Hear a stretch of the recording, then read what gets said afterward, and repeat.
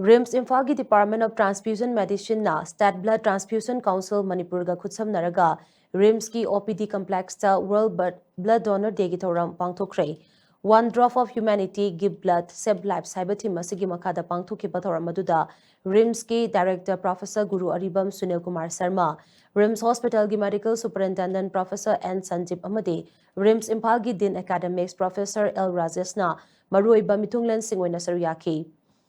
Professor Guru Aribam Sunil Kumar Sharma amasung Professor N Sanjib na EP duna pangthokiba thoram aduga mari leinena Professor Guru Aribam Sunil Kumar Sharma na hai e donate toba sina miroli binupi angang amadi accident victim yauna igi mathau taba mi kayagi punsi kanba ngamgadoribani miyamna chang naina EP duna miyoibagi punsi kannaba honariba sida saruk yaminasi haiki thoram adugi saruk ama oina voluntary blood donation camp amasu RIMS ki new block te leiba Department of Transfusion Medicine da pangthoki camp aduda chawrakna donor chamaga subna amaromna EPK donor singda appreciation certificate kusinabaga loinana chang naina EP naba pledge su lominaki blood donation regular already. There are 83% less chance of getting a heart attack. 83%, 88 is like 100%. And blood donation is already heart attack is already.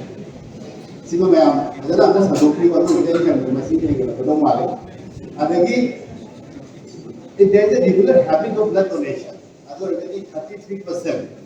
The chance that 33%.